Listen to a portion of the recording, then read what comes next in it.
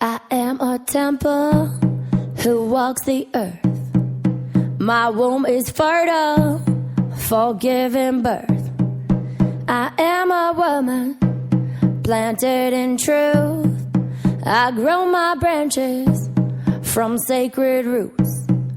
You are the form of who you want to be. So come untethered, your soul is free. We're here to heal, we're here to thrive.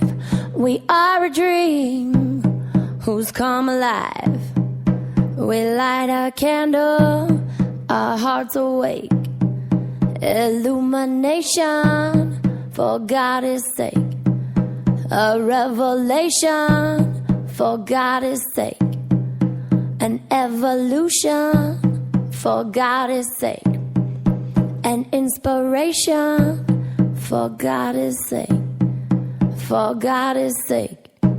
For God's sake. For God's sake. For God's sake. For God's sake. For God's sake.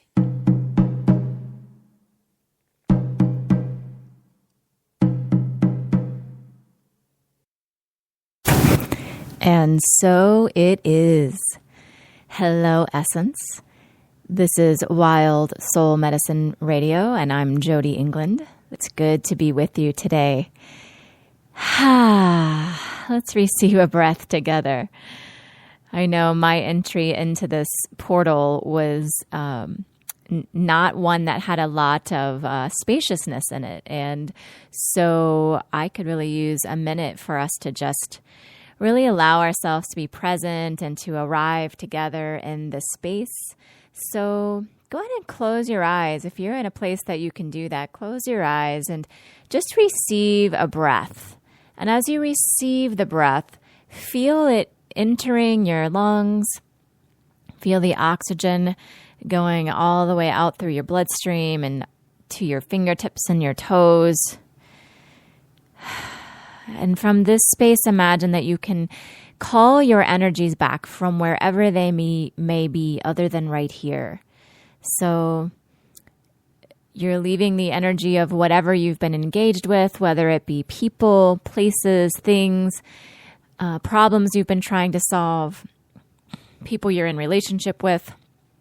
Go ahead and just imagine that you can disentangle your energies from those things and allow your energy to come back into the center of your head, collecting up with the rest of you.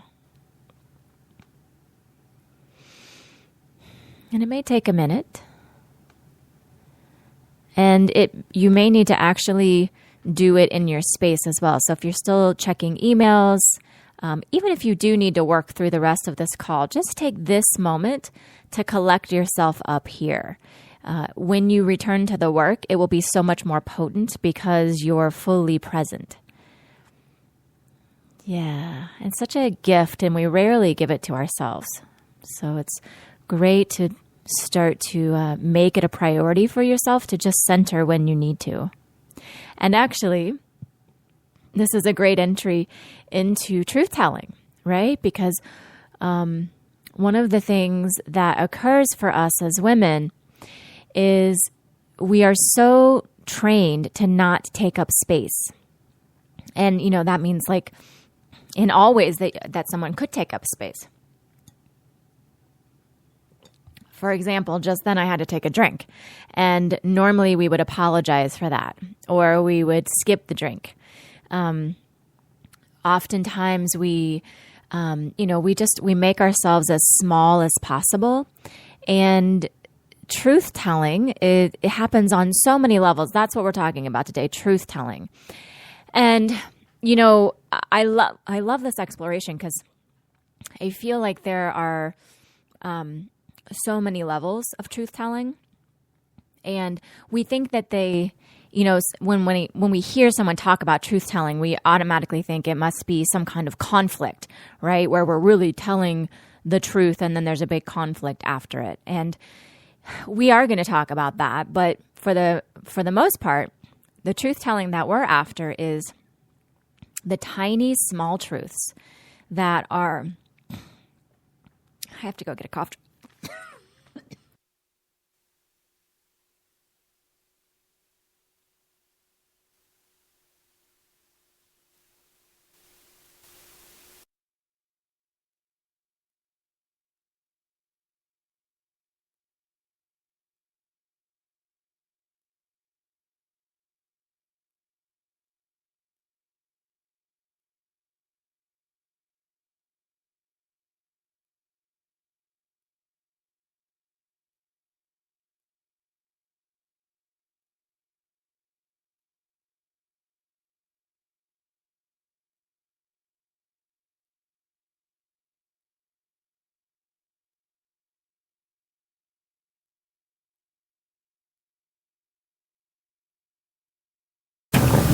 Hello again.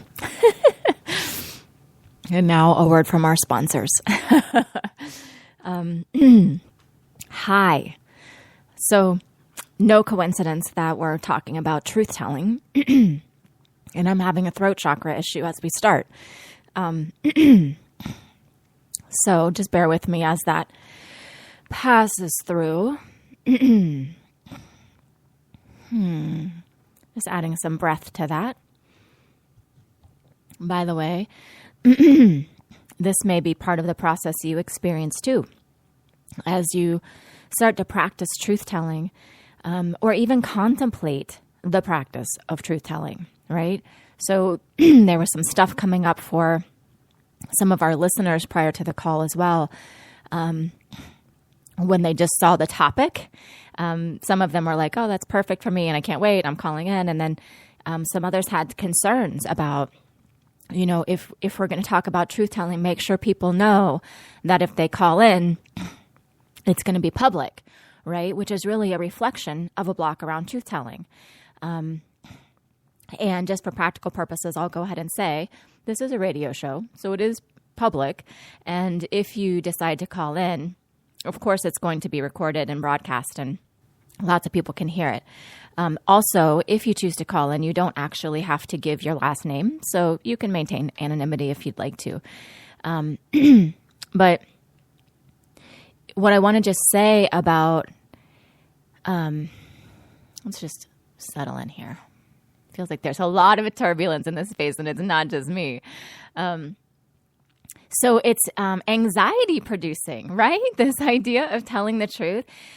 This is what I find fascinating about it, because we are so conditioned to not tell the truth. In fact, we're conditioned to lie. So, you know, we're told to say that things are fine when they're not fine.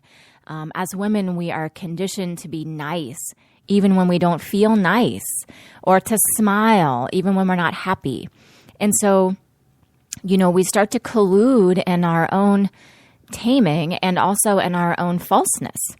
And we, you know, put the pieces in the wall of the facade to say, you know, here is my outer shell. And then, you know, the internal pieces of us, our essence, actually is disconnected from being able to come through. And after we disconnect for so long, we can't even hear the truth. So we have to go so unconscious to maintain, to live through the pain of being that dishonest, that, you know, when people ask us how we are, often we don't even know. It's not like we're thinking I'm not fine and then we don't say it. Sometimes we just don't even know. We don't even check in. We don't bother because we know what's supposed to come out, and then we just go to that. And so the first big piece of truth-telling really is learning how to get honest with yourself, right? So let's just begin there. That'll be a lot less turbulent than the first piece of like thinking about having to say it to other people and maybe, you know, causing or being part of conflict because of that. So let's talk about being honest with ourselves. The first prerequisite to getting honest with yourself is you have to get quiet, right? Because you're likely disconnected from your truth. It's not something you're going to be able to check in with on the fly. And if you try to do that, what you're likely to perceive as the truth will really be some version of a story or a trigger. So an example would be, let's see, let's say you're in a conversation with your husband about whether or not he should get a different job, right? And what's happening in the conversation is you're feeling like you're feeling something, right? You're feeling some unrest, but you don't really know what it is. And so you're like half in the conversation and you're half sort of attending to whatever this uncomfortableness is in your body.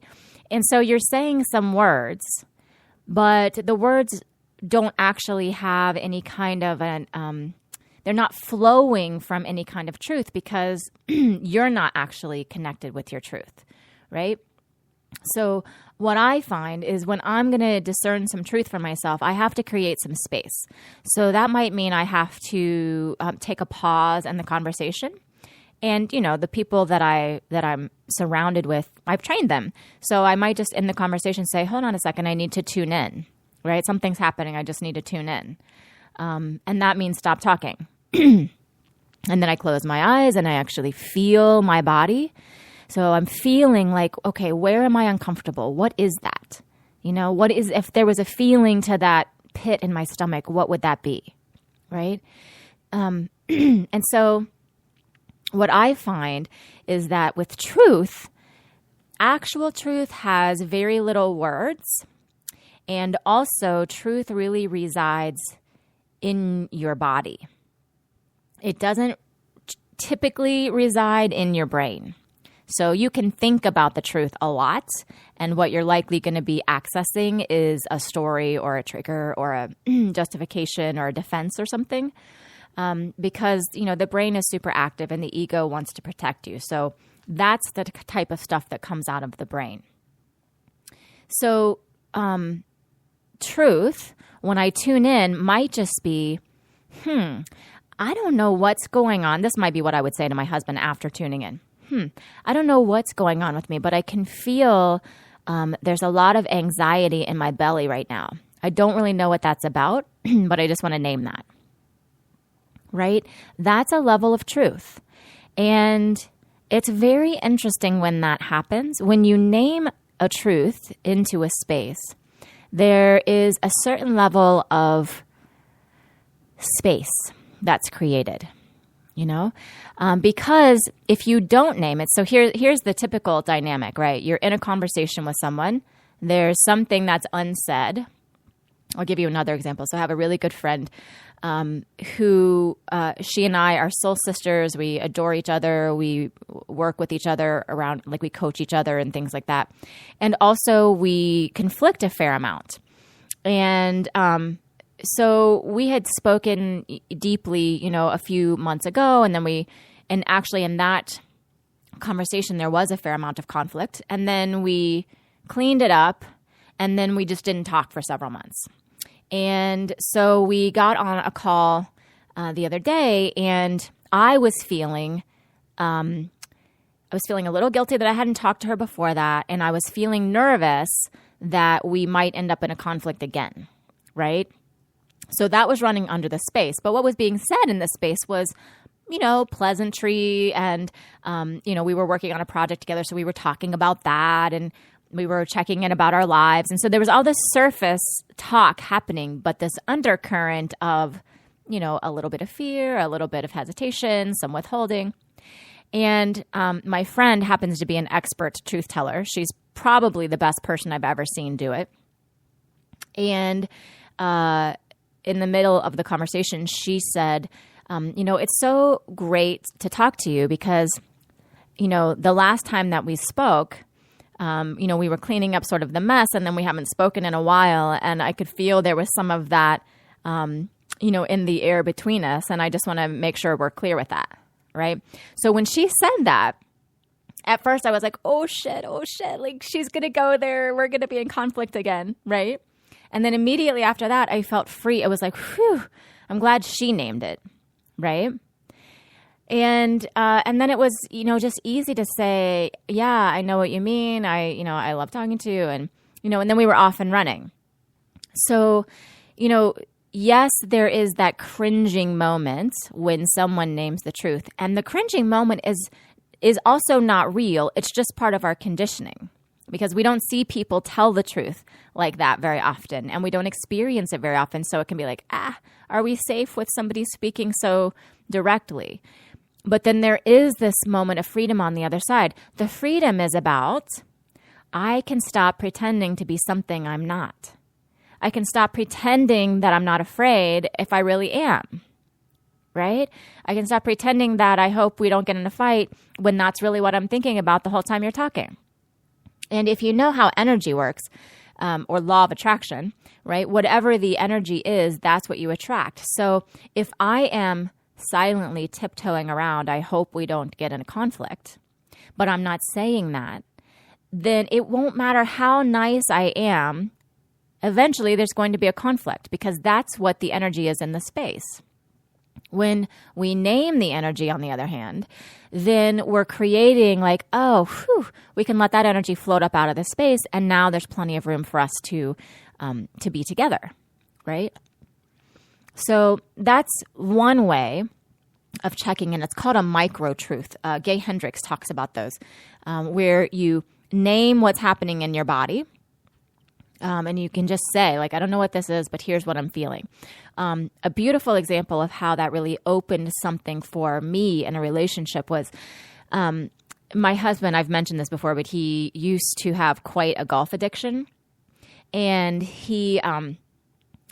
so in the various ways that we would navigate kind of like working that out, even if I was cool with it when he left, every time he'd come home from golfing, I would turn into an ice queen.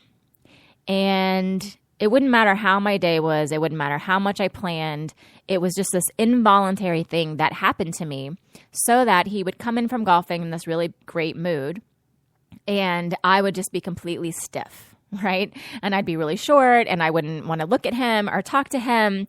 And it, it wouldn't look like I was like intentionally being petty, but it sort of felt like that, and then it was like, I don't know what's wrong with me, but we didn't discuss it, right? So he would tiptoe around me and my mood, and then I would kind of be ashamed of having the mood, and I wouldn't really know what to do with it. And so this went on for years. And eventually I learned about micro truths, and I decided, okay, great, I'm going to try this out here. So I said to him, at a time when he wasn't golfing, right? I just said to him, like, I've been noticing this thing that happens when you golf, when you come home. There's something in me that just has me turn into the ice queen, and I don't know what it is, and I don't know how to soften it, but I just want to let you know that's what's happening with me. And he said, oh my gosh, thank you for naming that, because what happens for me is I come home from golfing, I'm excited to be home and to be with you, and I know what I'm going to be met with when I come in. So I sit in the car for a really long time wishing I didn't have to come in, right? So now he knows the gig, and then he's preparing for the gig. So he's creating it and I'm creating it, and there we are again in the thing.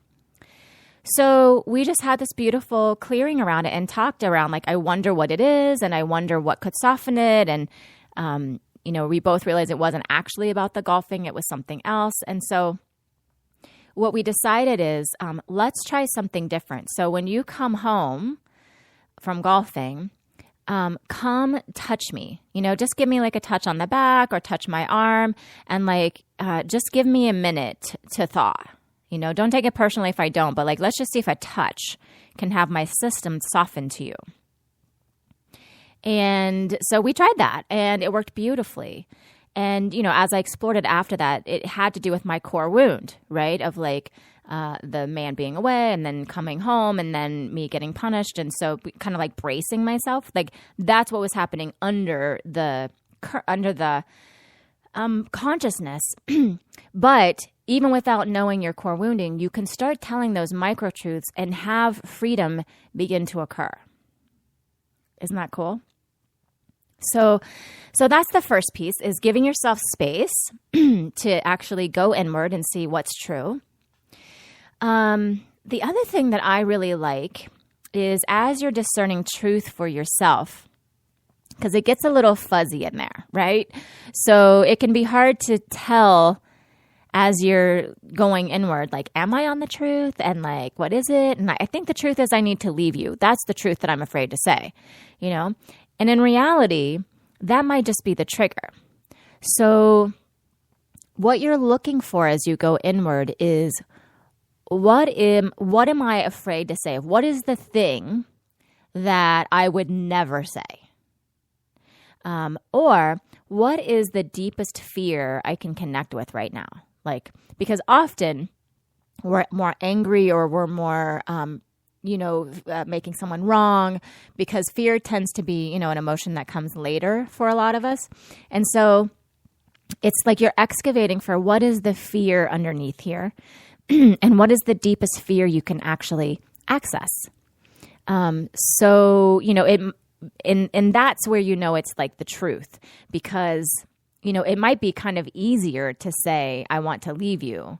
And then the scarier thing underneath that might be, I'm afraid you will never change, or I'm afraid that I'm outgrowing you, or I'm afraid that I made the wrong choice in marrying you, right? Like those are all a little deeper levels than I want to leave you, right? It's like you're owning what's really happening within you and through you. All right. So let's just see. Is there anything else about discerning truth for yourself? The other thing I would say about discerning truth is it does not have to be quick.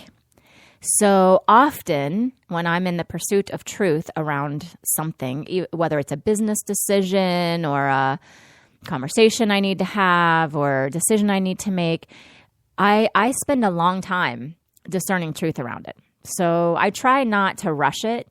And I might dream into it. I might pray into it. I might talk to people about it.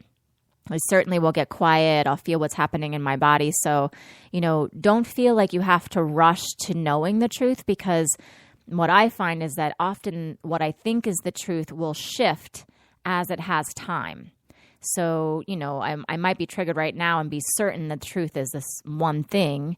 And then as I move some energy and get in a more quiet space, it's like, oh, the truth actually is this, So don't rush it. It's not about having to know everything on the fly. It's really about a commitment to knowing that there is a truth and that you're going to continue exploring until that occurs.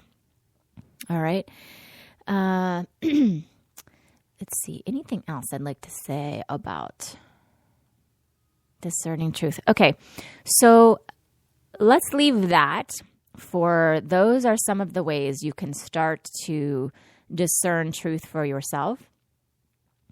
One other practice, this is sort of going to bridge us between an internal and an external practice, is the thing that's really broken open for me, the ability to tell the truth, is tuning in to my preferences on an ongoing basis. So, for example, if I am, first of all, let me just say, depending on your soul medicine path, my path, actually, I tend to be pretty outspoken. So speaking truthfully and directly is a lot easier for me than it is for some of the other paths. There are some of the paths where it's like, speaking truth or saying something that might seem inappropriate is the hardest thing. All right. So just, wherever you are on the spectrum, just realize that truth is good for all of us. And we all have our version of what parts of it are harder or easier. Right. So I have always been the woman in the room who would say the thing that nobody was saying. Right. So if I'm in a meeting and it's totally boring and it's off track, I'm not likely to sit there and let that ride. I would typically say, here's what I think needs to happen because it, looks like this is what's occurring. So, and often when I have my coaching clients say they've never had someone speak as directly to them as I do. So there is that piece. But for me, the part that's hard is speaking my preferences in a moment, right? So, I have no problem speaking a preference about where I want to go out to dinner. But for me, it's like more on the interpersonal, like particularly if I'm with girlfriends or if I'm with my partner. I tend in those situations, and with my family of origin as well, I tend to just go along because I have programming that says conflict in families is not safe and is not loving. And so I try to not have conflict and I try to not dissent within my close relationships. And what I've learned from my friend, who's such a beautiful truth teller, is, she just speaks her preference. Like anything from if we're together and let's say I was giving her a massage, on her neck. She would say, not there, more there. Right. And then it would be almost like an ongoing commentary, like lower with the hands, not so hard. Actually, can you stop right now? Because it's not feeling good. Right. So for me, I'd be lucky if I got one of those things out, and probably I would just I actually used to do that in massages. I hated massages forever. Right. Because I would go and they would always be too hard. And so I'd be sitting there trying to endure the pain, and I would be, for whatever reason, I just wouldn't say. I wouldn't say that's too hard. Can you please do it easier? Or, if you're making love, there's every level of truth-telling possibility there. So from the truth at the beginning, so let's say you're propositioned, right? So your partner says, maybe he says something, or maybe he gives you that look, which means he's interested, and you really don't want to. Most of us would either make up an excuse, like, oh, I have a headache, or I have to get up early, or I'm not really feeling good, which is not the truth. Or we would do it anyway, right? So we would go along and we would just be checked out and not really participating. So, when you start to do this practice of checking in with yourself, it's very curious, because when I started doing it, it was like, so I can definitely feel that I don't want to have sex in this moment, but I don't actually know why, because I'm really disconnected from that, right? And so it's a process of really getting to know yourself so that you can start to feel like, what is happening? Why don't I want to have sex? What am I feeling in my body? What is that about? What's true for me? Is there anything that would have me wanting to have sex right now? Is there anything that I can communicate about that? That's a whole world of opening that you can create for yourself just by paying attention when somebody asks you a preference, instead of saying fine or okay or saying nothing. Just feeling inward into what's really true for me here. All right. So I feel like I'm going to take some callers now. I was going to tell you the number, but it looks like we already have plenty of callers. And so I'm going to just take a couple callers and we'll see what comes up around whatever you want regarding truth. If it's, helping you discern a truth or moving a block around telling the truth, whatever there is for you around that, we will start to play with some callers. So Viv, when you're ready, you can send the first one through.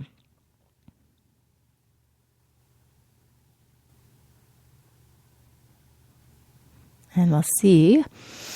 We'll just receive a breath as we wait for our first caller to join us.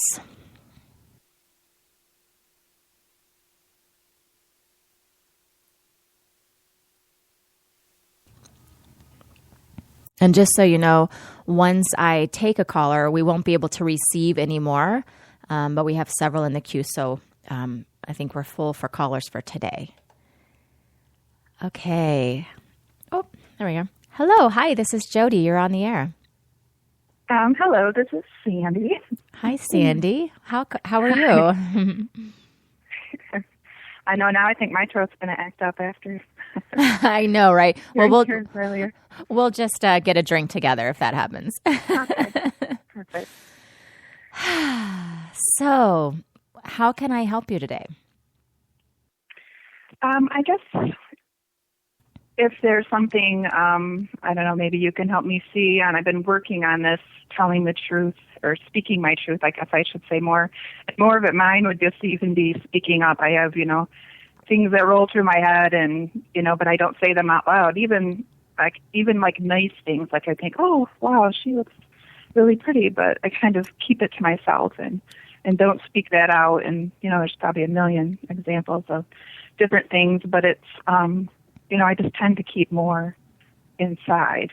So, Yeah. And so what would you like to shift around that? I don't even know, I guess, how to explain that exactly. I guess just being able to, I don't even know. I guess I can't even figure out how to to express that.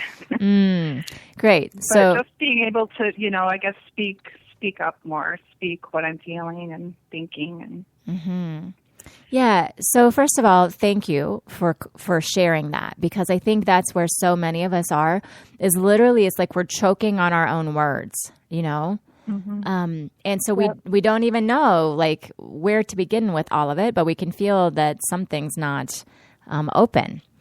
And exactly. I feel like this is the perfect one to start with, because this is the practice, right? It's hard for you to even name a truth about naming the truth. And so that's what we're going to play with, and that will be the exercise. Okay? Okay. Sounds good. All right. So let's go ahead and just, I'd like you to receive a breath and close your eyes. And I want you to tune in. Tune into what's happening in your body right now, as you even just entertain the idea of telling the truth. So yes, my heart has just, just is beating like so fast, and probably more of the tightness I usually feel is, kind of in my, chest area. Yes. And what else can you notice in your body? Right now, almost even like a tingling through my arms and. Yeah, I was going to say, do you feel that jangly feeling in your body? Yep. Yeah. So your body has gone on red alert around this idea of truth telling. And it's starting to pull the circuits like, uh-oh, she's gone rogue. She's going to break our agreements and start to say some stuff. So what I want you to do is just cue your body to some safety. So how we do that is you can just rub your thigh or give it a little pat. You can reach across your body and just rub one arm with the other arm or the other hand. Just let your body be like, it's okay.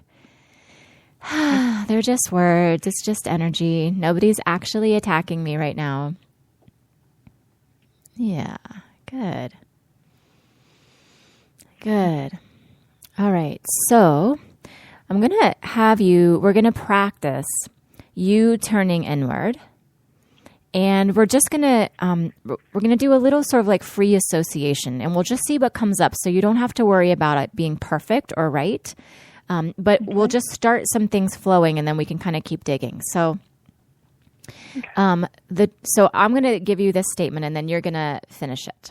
Okay. So the truth is, what I'm most afraid of about telling the truth is what other people would think of me. Good. Yeah, so let's just let that hang out there in the air for a minute. So you're afraid of what other people will think of you if you tell the truth. Yeah, and I can feel some old residue of that. I can see your little girl who I think probably was a really good truth teller, as it turns out. You appear to me like somebody who is quite a people tracker. And so I think you see a lot, yes? Yes. Yeah. And then I'm quiet and listen and take things in on people. Yes. And so as a little girl, she didn't have the filters yet. So she saw a lot, and then she passed that information on to people who were not suspecting it and didn't always love it. Right? Yeah. Yeah. So let's just see if we need to do something with her. Yeah. She's really the one who's like, no, no, no, we're not telling the truth. That does not turn out. So I want you to see if you could imagine calling that little girl version of yourself in. And we'll just see what age she is when she shows up.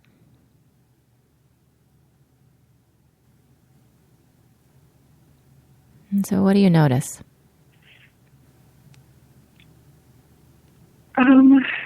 Gosh, probably when, I don't even know if I can go back as far as it probably truly goes, but one thing I remember, and I can't remember how old, probably 11 or so, my mom asking me a question. She was getting remarried, and she asked me, how I felt about it. And I just blurted out, and it was pretty much my truth. Well, I'll grin and bear it.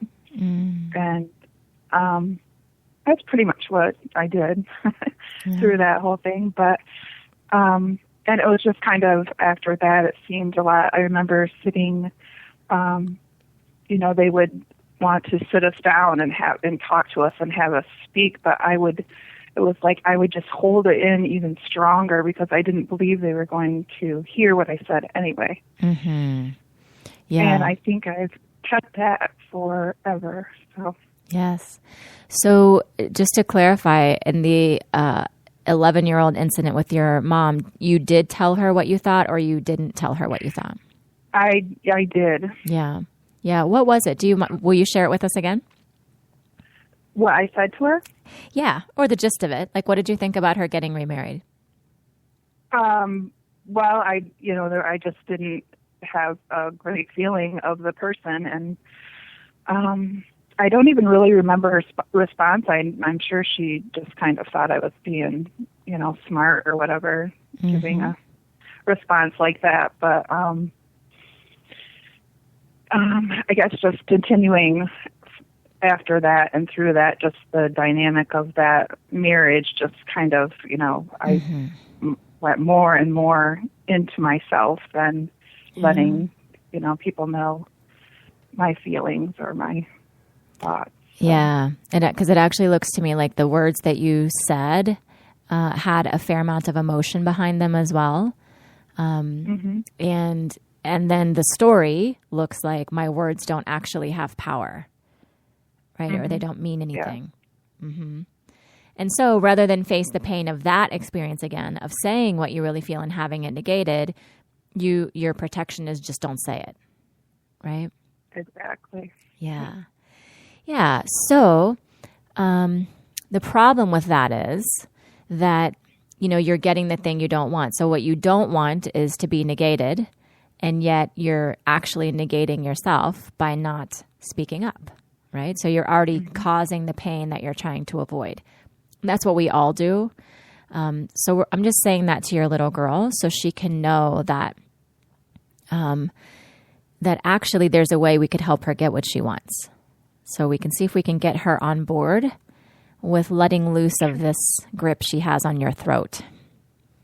Yeah, so just check in with her and see. I even had a dream not too long ago about my throat and something like coming out. Felt like gears probably of things that I've stuffed down. Yes, yes.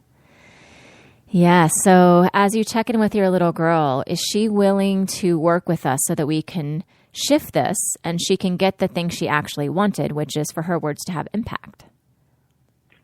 Yes. Yes.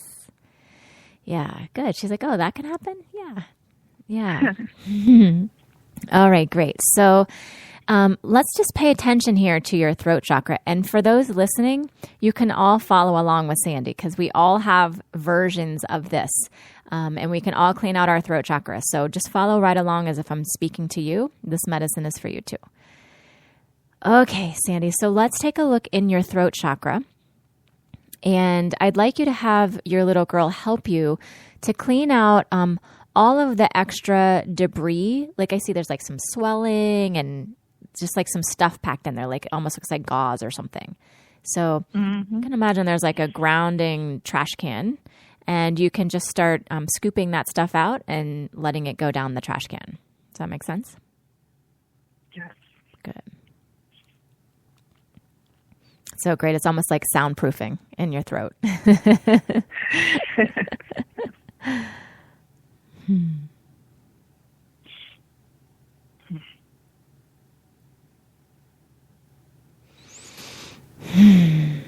Excellent. Keep working at it.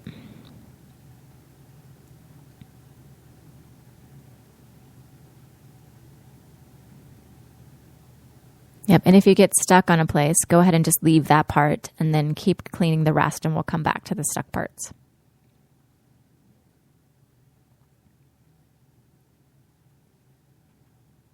Okay. I guess it kind of feels like the top part of my throat, but there still feels like a spot, like low in it where it's almost like straight across from like the top of your heart. If that makes sense. Yeah, totally. It feels actually like the conduit between your heart and your throat is completely disconnected, which would make sense given the story, right? That, any emotions coming through your throat are what's dangerous.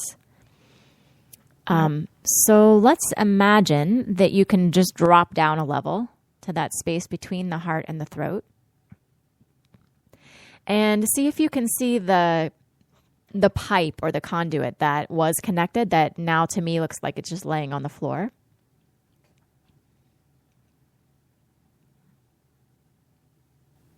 Yes. Mm-hmm. Yeah. And so let's check with your little girl and see, is she willing to help us reconnect this, given that it is part of you, getting what you want in the world. We have to be able to have communication through this part. See if she understands that. Yes, she does. Okay, beautiful. So you guys can do it, or you can bring in some helpers. You can invite in an energetic work crew to bring a big crane and just, put that back into place. Or if it's small enough, you guys can do it. Just imagine that I feel like she can pick it up kind of like a cord and put it together. Okay, good. Yeah, so just attach that so there's a free-flowing conduit of connection between the throat all the way down into the heart chamber.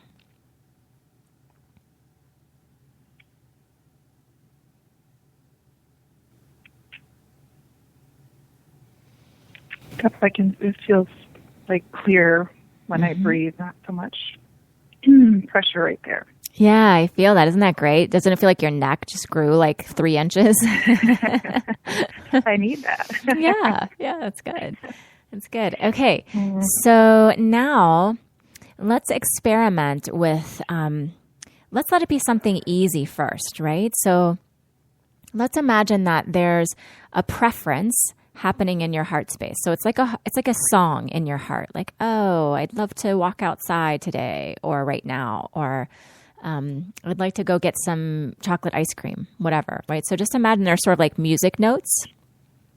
Mm-hmm. And let's just see them floating from your heart over to the conduit. And imagine, we'll just watch the path. Can they go up the conduit? Come all the way up your throat.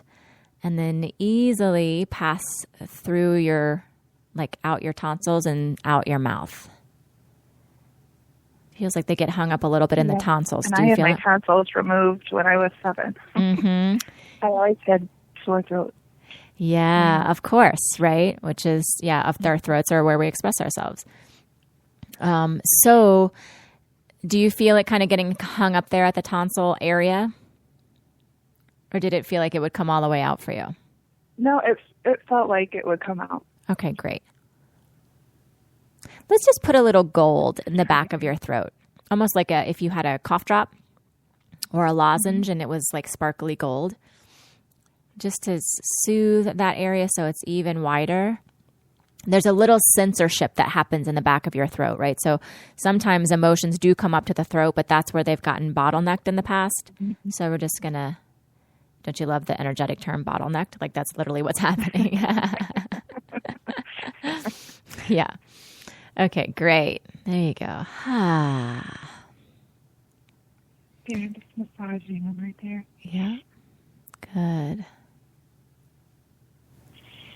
Good. And then let's imagine that we can have several heart songs start to come up the conduit, right? So we don't even have to know what these are, but just imagining more flow, more energy coming from the heart, up through the throat.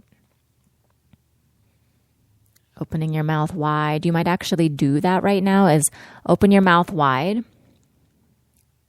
Yep. And then open it even wider and stick your tongue way out. Like if you do yoga, it's the lion, I think it's the lion's breath or the lion's pose where you're like, stick your tongue out and you're like, you know. Mm-hmm. Yep. So just do that so you can practice energy out. Good.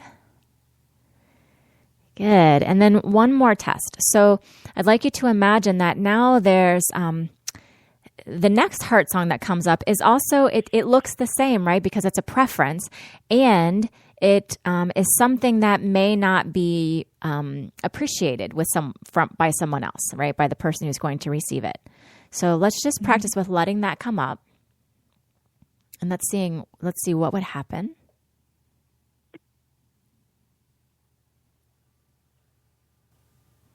Good. How'd that feel? Good. I think so.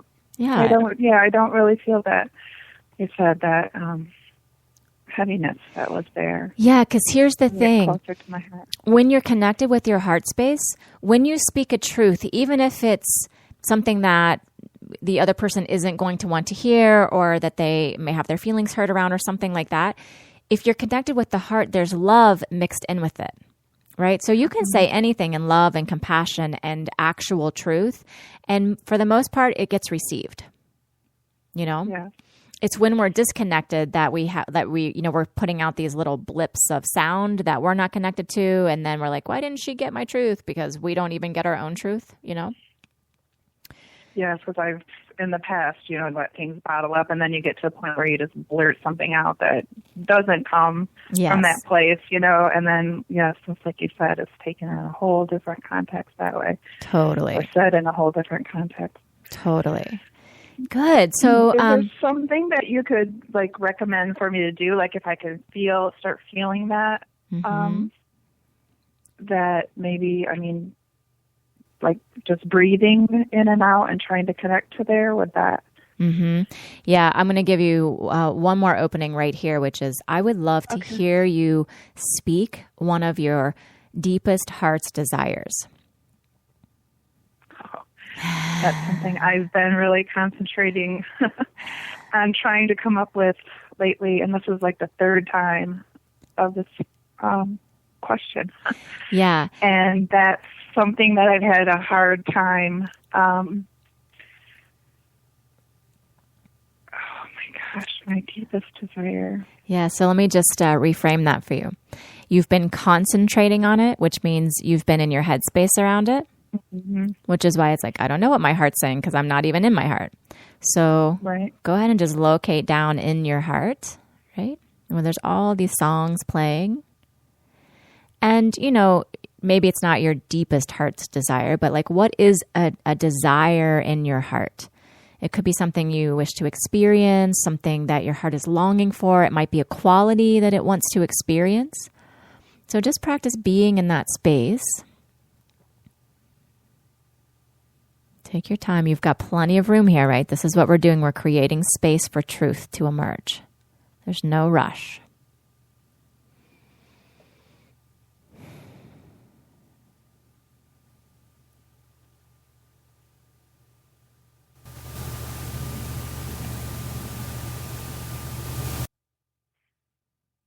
Now, should it be a desire for myself or a desire because I almost feel like I want to say just a desire for, which I guess would be for myself in a way. I've always wanted to move past these blockages to be able to use myself to help others instead of, concentrating on your own worries, I guess you could say. But something like that would, make me, make me feel good, and it would be how I could use all this life experience as something to help somebody else, maybe someone else to, realize something earlier in their life.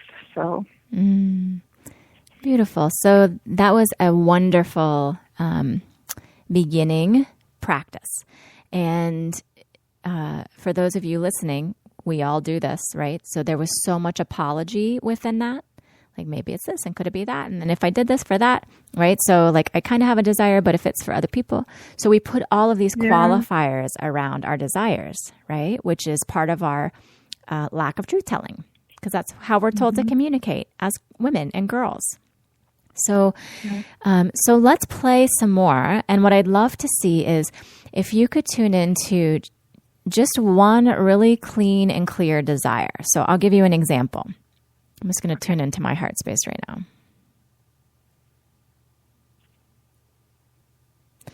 Okay, so I have a couple. My heart desires for me to sit and play my guitar. My heart longs for me to deal with this persistent cough that's been hanging around. Right, so my heart desires to be healthy. Right, so that would be an example. Do you feel like there's no qualifiers? It's just like that's what is. Does that make sense? Yes. Yeah. And I would have to say probably one of my longings is I guess I am an artist, but to be an artist, to be able to speak that's what I am. Great. So see if you can clear the conduit and be really connected to the desire, and then just say it in a really truthful way. I desire to be an artist.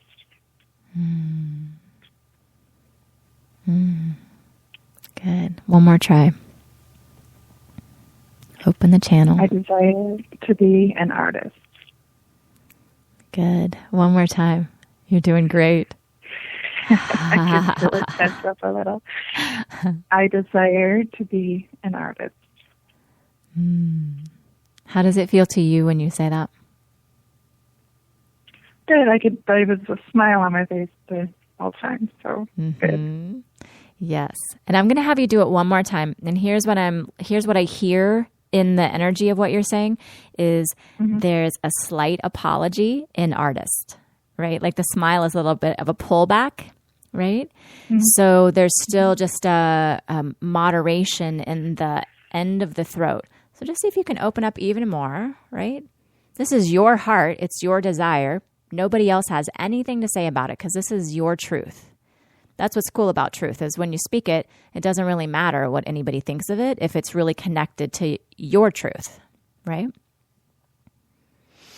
How about if I say I am instead of I desire? Ah, okay, beautiful. Great. So take a deep breath and get yourself situated first.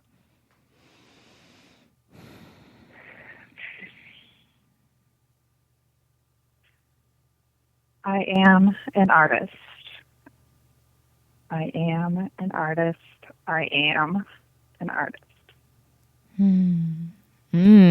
I could feel you there. I could feel you. Get my hands into it that time. Beautiful.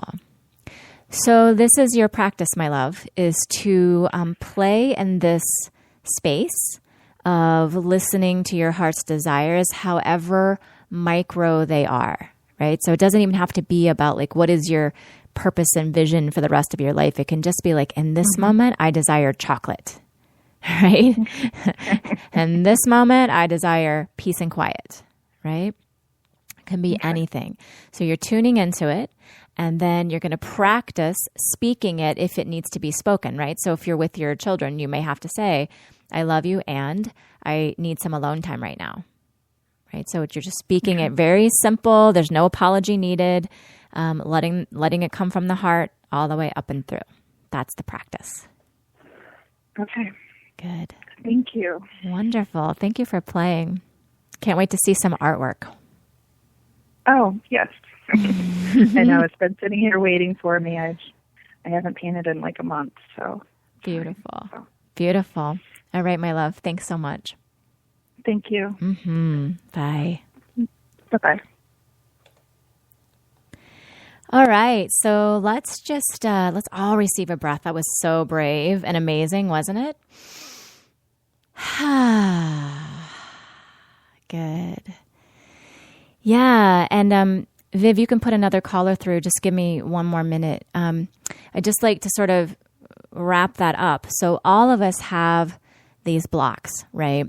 Various versions of them. You can continue doing these practices for yourself as well, making sure your heart is connected to the throat, clearing out any stuff that's in the way. And then it really is a practice. And what I find is the hardest part is getting started, right? Because like the first time that you go out on the limb and speak your truth to someone, it can feel like jumping off the high dive, like you're really going to die because, you know, you have all this programming in the front. And then once you do it, you'll find like, oh my gosh, not only did the world not end, but it got so much better.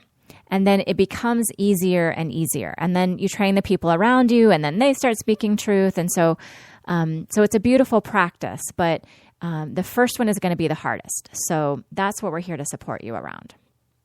Okay, so we have another caller here. Hi, this is Jody. Who am I talking with? Hi, Jody. It's Dana. Hi, Dana. How are you? Good. How are you? I am well. Thanks for calling. Good. Yeah. Yeah. Well, what can I help you with today? So I'll just preface it with I did a call yesterday, actually, with Sally. That was really, really powerful around some things that were coming up for me with my business. And so, not going too much into that, there was some really not surprising things that showed up for me, things that I was holding on to, but yet were draining my energy. And some of those things were the way that I am communicating who I am, the way I'm communicating my business. And so I guess what I'm wanting to look into is like, and I hope this makes sense, is discerning my own truth versus who I am and who I'm putting myself out there as. So when I realized that the way that I was putting myself out there felt so robotic and not who I am, and released that and felt the freedom around that, as if I was almost being a slave to myself. That was some of like the messages that were coming through.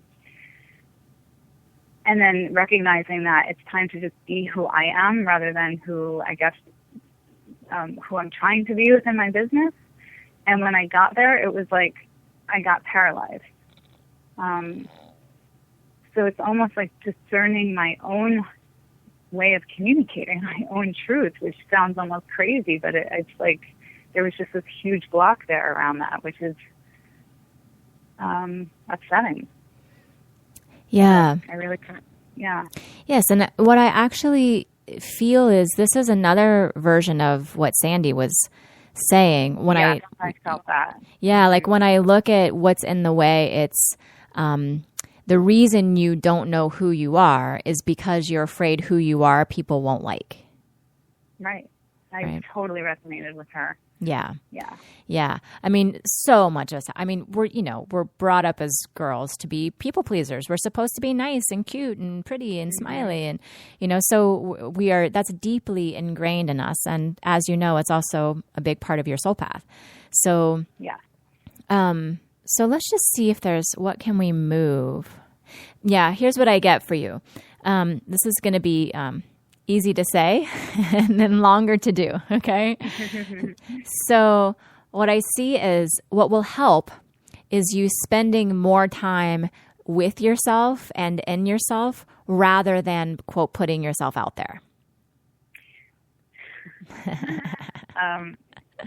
It's so funny you said that, because my question going into yesterday when I was having this conversation was, so here's an interesting discerning the truth. So I was feeling like the last few days, I should have just acknowledged this truth and gone with my gut, but where I'm at with that sometimes. There's distrust there.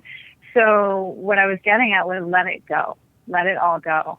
Just take a break.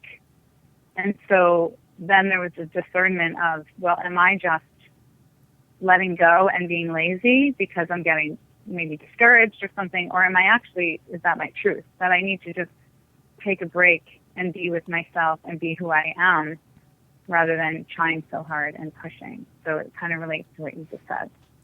Yeah. Yeah. And, there are many ways that this could look. So in the old masculine paradigm ways, it's like you're either pushing and launching and posting and getting clients and all of that, or you're being lazy and internal and you're unplugged. And in reality, it might be just, you might be doing the same actions that you're doing now. You might be seeing the same clients, but what you're doing is you're expanding the space for when you're not with a client to actually be with yourself, right?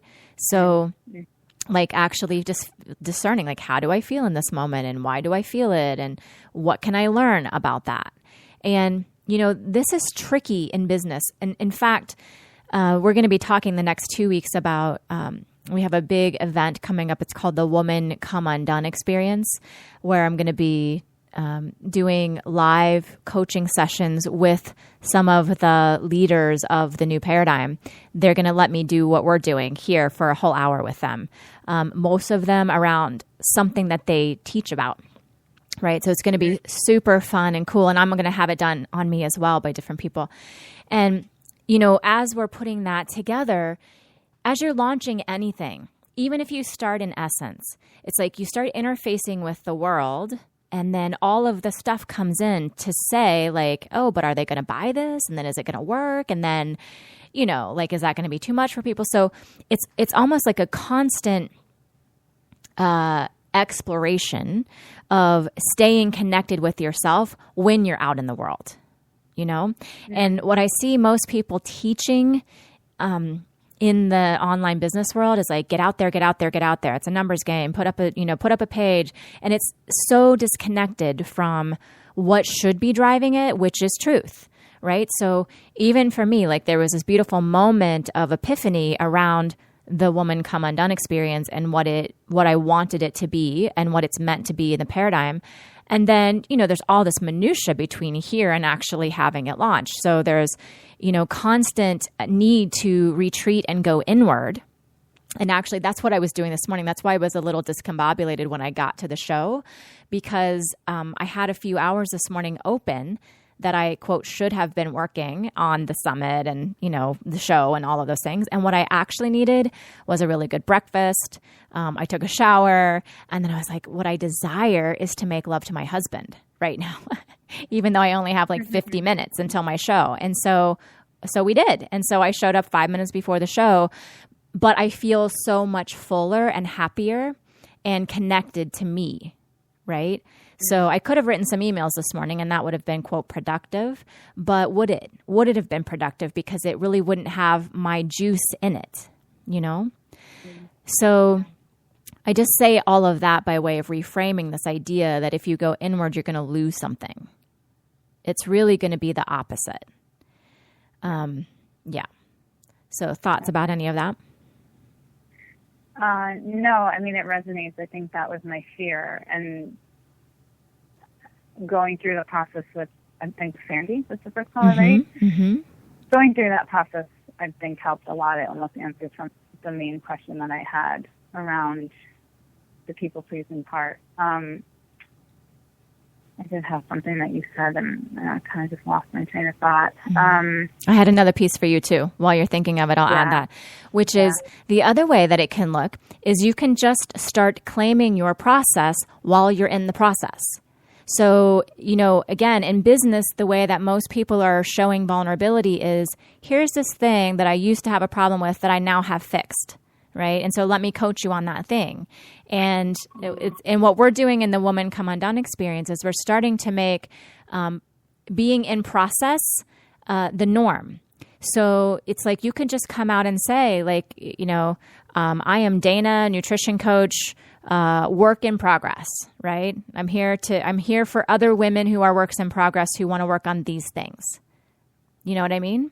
So you can just claim exactly where you are rather than having to go inward until it's all figured out and then come back out, right? That would just be another version of what you're already doing. Yeah. Because you figured out a lot of things and you're just figuring out more things. And so, when we can all just start to be fully who we are in this moment, which is, I'm a coach and I'm a mom and and I cough and I sometimes don't do the work I'm supposed to do. And, right. Like there's all of these things happening all the time.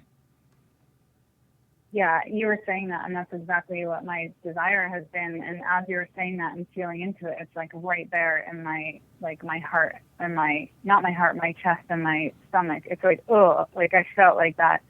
Oh, the people that know me, it's totally connected to that. And that's just something that I have, those are the layers that I need to start shedding. Mm-hmm. It's the authenticity piece. It's the fear behind that and really putting myself out there. Yeah. And, yeah. just my encouragement to you is to take baby steps. Cause I know how you roll, which is like, you want to do the biggest authenticity piece you could do, but it's like, it can just be baby steps. You could start being authentic with clients you already have, right? You could start sharing. That I do. I think it's more of just being out there. Mm-hmm. Cause I do feel it. I get such a high after I have a client and I feel it really in my truth more so than ever, especially with the work that I've done. It's more so with making the connection, because that's where the people that are working with me, I already feel confident, like, oh, they trust me, they believe in me. It's sort of like that validation's already there, whereas when I'm putting it out there to people who don't maybe know me yet, it's like that I get paralyzed. So, I get it. Yeah. I totally get it. And also, I know that you listen to these shows, and so you can kind of see the other side. Like, do you trust me more the shows when I'm crying and, telling you what's really happening with me, or the ones where, right? Of course. So, so it's just that jumping off the high dive, the first time, and it'll still feel like jumping off a high dive, even if it's a small truth, right? Even if you just do one Facebook post about, whatever is happening with you, or you just change your blurb a little bit or whatever, it'll still feel like a lot. And I think with you, there's still plenty of room to practice within your interpersonal relationships, like just naming those really small preferences of, yes, I would like to go to dinner, or no, I would not, or, I'm feeling this or I'm not feeling that. Yeah, totally. All right. Good. Beautiful. Thanks for playing. Thanks for that medicine. I think that's going to serve a lot of people too. Mm-hmm. All right, love. Bye. Okay. Bye-bye. Okay. So I know that we have another caller, but I believe that we are, I feel complete for today. And, and I also feel like there's plenty of fodder here for potential future shows. So I'd love to hear from you and the tribe around what questions do you still have around truth telling? How's the process going? So that we can just decide when and how we want to continue to support you in that. If you're not in the tribe, it's facebook.com/groups/Wild Soul Medicine Radio Tribe. Wild Soul Medicine Radio Tribe on Facebook groups. So, next week, I'm going to actually share a lot more about this idea of creating a new paradigm experience, what that's like, how I stay connected to the vision, the kind of the ups and downs and pitfalls of all of that, and tell you more about actually the experience if you want to participate. And lots of great, cool things coming down the pike for all of us. So thank you for tuning in. I love you. I look forward to hearing your voices in the tribe and anywhere else we may connect. Until then, bye, everyone. We light a candle, our hearts awake. Illumination, for God's sake. A revelation, for God's sake. An inspiration, for God's sake. Illumination, for God's sake. For God's sake. For God's sake. For God.